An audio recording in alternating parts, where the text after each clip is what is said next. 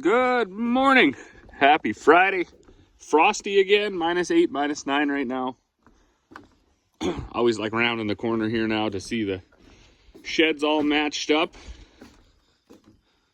We got a chicken and turkey delivery yesterday. Unfortunately, we had one dead chicken and one dead turkey on delivery.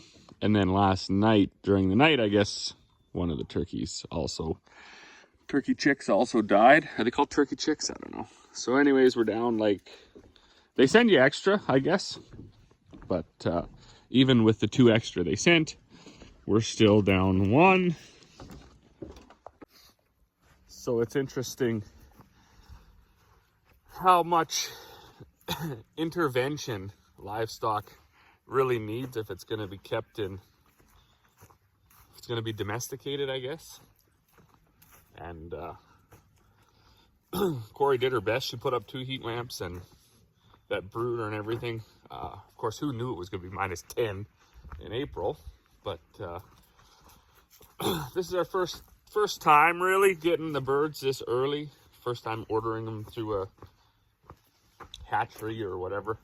When we got them last year, we just kind of got them from the neighbors, so they were already sort of more established, I guess. But anyways, we'll learn. So I did have a little bit of different footage yesterday, but I actually deleted it all on accident. So what we did, I got the tractor finally hooked up to the drill, and I had a hiccup there, but I'm gonna get to that this afternoon once I'm done making bags. So Mom was out with the anhydrous tractor. Anhydrous another 140 acres. The anhydrous guy was just here this morning and filled that up. And in between hooking up the drill and trying to hook all the wires and everything up, we were rolling oats and bagging oats. So we got 6 pallets done for an order for a for a local co-op. So there's 1, 2, 3, 4, 5, 6, 6 pallets.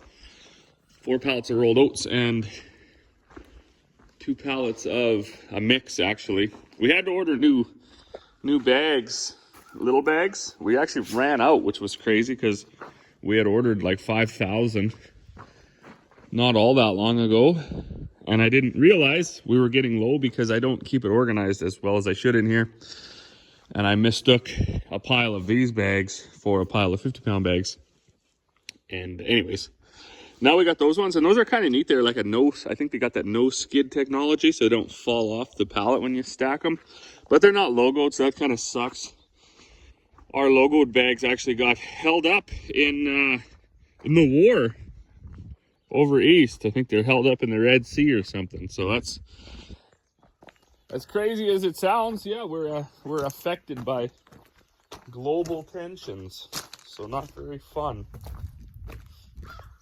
I've only got 6 bags.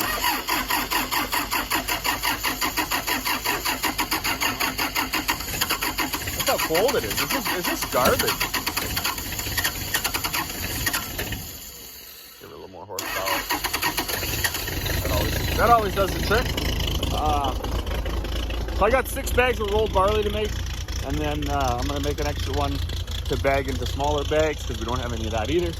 And then that's all I'm going to do for the morning. Once we get that done, I'm going to get back working on the drill. I got to put the hydraulic, sunny back there, the hydraulic motor that drives the drill fill auger. I got to put that on and get that hooked up. And I got to run the hydraulics for an hour or so and see if they heat up.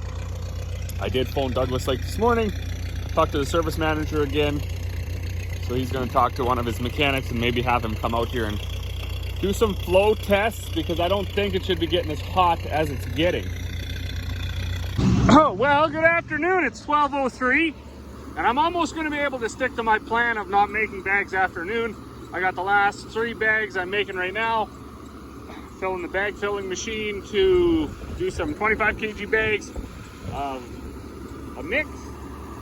And it's been wild. We did, what did we do? 4, 8, 12, 16, 20, 24, 28, 320.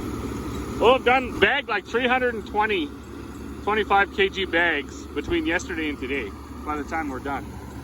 So I did make these bags here right quick. I loaded out a few bags. After lunch, I'm gonna get working on that drill, and then I'll be able to show you guys the problem I was talking about earlier.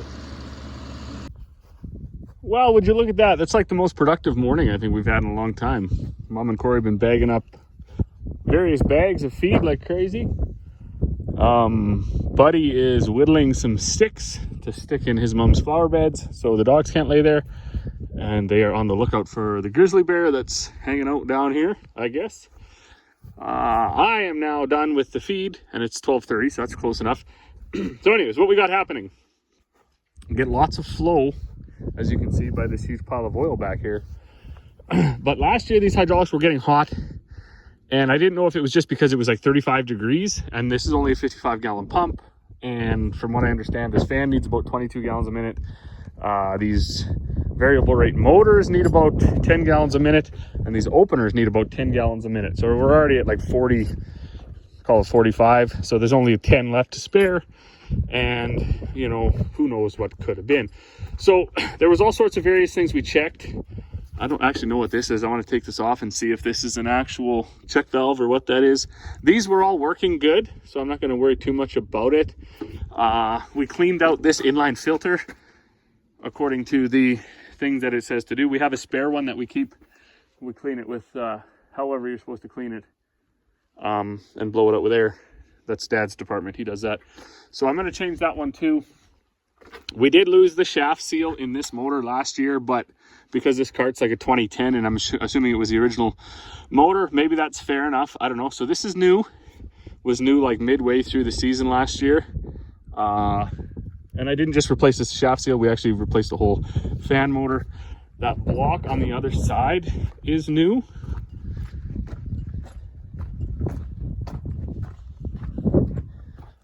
This selector block, this is also new because they told me the old one wasn't rebuildable and it was leaking out of the shaft here, which, I mean, had I been ballsy enough in the middle of seeding, I would have just pulled it out and looked. But I thought, they made it sound like there was a whole bunch of wizardry in here that no one could ever understand, and that's actually not the case. So anyways, I ordered a new one, and unfortunately it didn't come until after seeding, so we didn't get to try it. But I did run it. I was looking back at my videos. I did run it last year, and the hydraulics still went to about 200 degrees.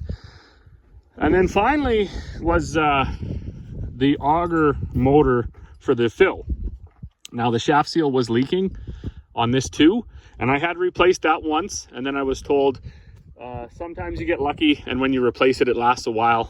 But most likely what's happened is the fertilizer dust has got in there, pitted up the shaft, so it needs to be replaced. So we do have a new one here, brand new. I'm going to stick it on. But the thing that was concerning to me, and I don't exactly know the entirety of the wizardry in this block, if there's got to be some sort of pressure bypass. But when I turned my hydraulics on yesterday, and they were at about 5% on the computer, this fan was barely turning and nothing. But I thought, you know what, that's okay, because that's not a lot of flow dedicated back here. So I got up and I turned it up to 80%. And while this was switched over to fan, the oil shot out of these hoses. And I can't understand how it was able to bypass through this block, because these are your in and out. So this is right from the tractor and then out. These go out to the fan, and there's a couple little ones that go over to the meters, and then there's a couple that go up to the auger. So somehow, anyways, it, with all that flow, it bypassed in this block, went up these hoses, and somehow, I don't know what's in here either, but somehow it must have bypassed through this. This is just a forward and reverse thing, and it actually ended up shooting right out of both of these, which is really confusing because I could have maybe seen it shooting out of one.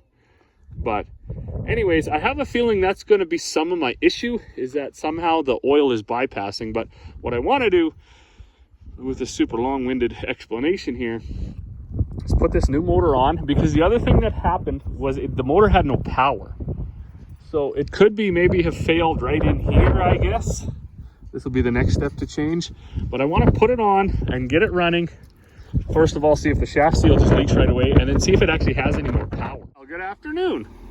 about 3 o'clock, Mom and Court actually bagged up another pallet of chicken feed. Plus I made about 9 tons this morning. So that was good. But so we got our hydraulic motor put back on the end of that fill auger, and then we ran it. We had it running for about 45 minutes to an hour, I'm not even sure. And the hydraulic oil only ever got up to 113 degrees. Last year it was 207. So of course, like Dad said, I mean, it's 20 degrees cooler today than it was last year. Probably more than that, probably 25 degrees cooler. Which when you turn that into Fahrenheit, what are we looking at? 25 degrees, like 82, 83, something like that degrees Fahrenheit. So that's right, that's that 80 degree drop just in air temperature alone. So I'm wondering, maybe that was our only problem, I don't know. But anyways, we got new fan motor, new auger motor, new block thingamajig. So we got spares on the shelf that we can be rebuilding when those ones inevitably fail again. But for now, we're gonna pull up. Dad's gonna get the oil out. I'm gonna top the hydraulic oil off on this tractor. I got the wrong filter, so it's got that really big hydraulic filter and then that other one. I was gonna change them both, but I forgot to get one anyways. So we gotta get that ordered up. Probably need a new battery for in that box. We shoved one in there just for today, but it's not it wasn't new. And no matter, wow, it's windy. That's brutal, it's not fun. No matter what you read about or what Facebook groups or whatever dialogues you're part of when it comes to New Holland tanks, these P10s or whatever they are, batteries, good fuses, good wires, good ground. So we put a new battery in it every year. Generally we need one anyways. But I'd be curious, why, should a guy be running a deep cycle battery in there? Right, it's not for starting, it's just a continuous duty thing. In fact, I'm not even 100% sure really what it does. I guess provides power to the meters or something, I don't know. But why would you not run a deep cycle battery in there? And I don't know if they recommend you do that or not. I've actually never asked anybody. But I think that's what we're gonna do. We're gonna put a deep cycle battery in there, and then buy a spare relay. I find if I have my armrest full of relays and fuses, I don't have any problem. If I leave the yard without a fuse, I blow a fuse. So anyways, that's that. Kids got hockey tonight, and I gotta head off to a meeting in town. So this is probably gonna be it for today. We might get out and do a little bit more anhydrusing yet, but who knows? It's not even the 20th of April. Oh, she's probably been fairly mixed up till this point of the video. I don't know. Things they got busy. So we did get we got set up here. So we got our this old auger that we use now to unload the fertilizer. Conveyors over there so we can unload Carl here. I'm just gonna head into town and get the first load of fertilizer, and then I gotta run back and get another load. So I'll be probably just getting fertilizer here for the rest of the day. Mother and Emmy were out anhydrusing. My dad and Buddy, they went around they're driving around all the fields to clear the trees and stuff off the fence lines and pick a few rocks. And then of course, Corey's in the house looking after baby and helping me here in the yard. So things are progressing along fairly well for April 18th or whatever it is.